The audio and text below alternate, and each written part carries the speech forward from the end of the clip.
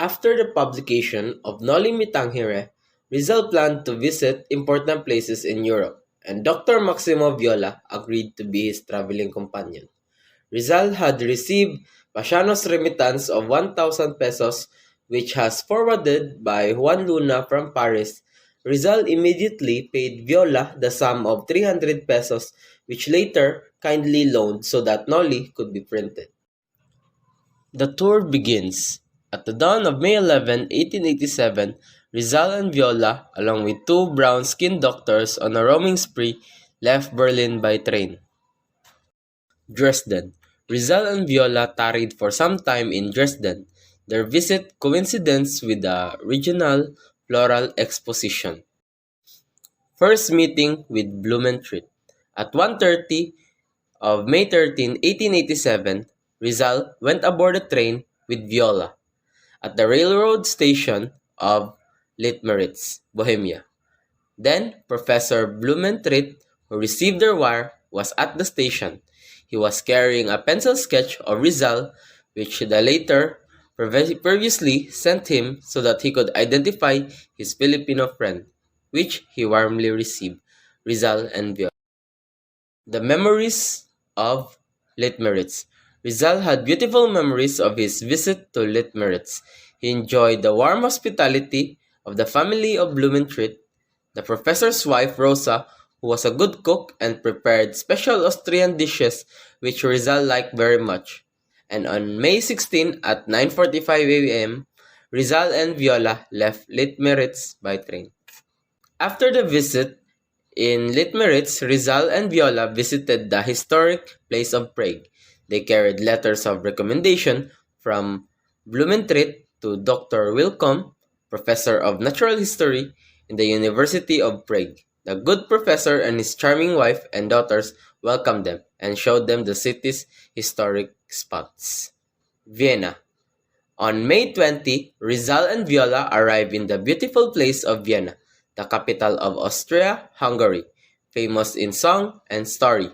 This city fascinated Rizal because of its beautiful buildings, religious images, haunting waltzes, and majestic charm. Vienna was truly the queen of Danube.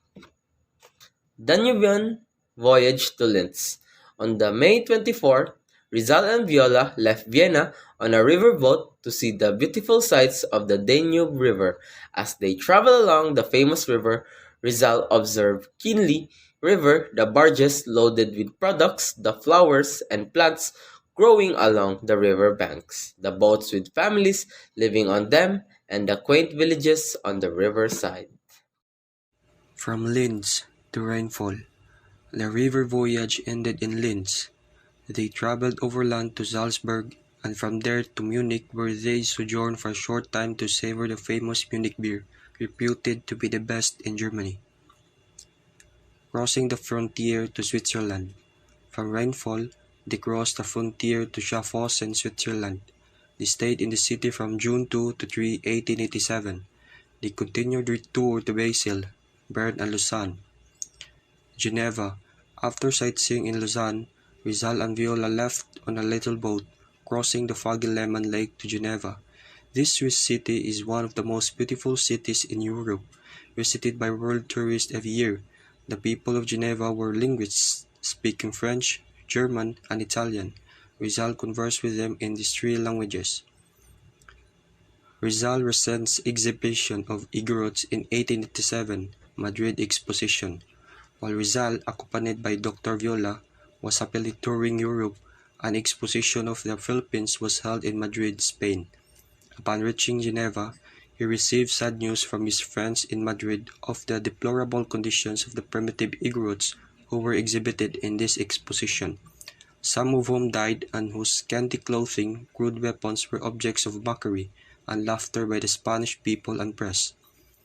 Rizal in Italy. From Geneva, Rizal and Viola went to Italy. He visited Turin, Milan, Venice, and Florence. On June 27, 1887, he reached Rome, the Eternal City, and also called the City of Caesars. Travel is caprice in childhood, a passion in youth, a necessity in manhood, and elegy in old age.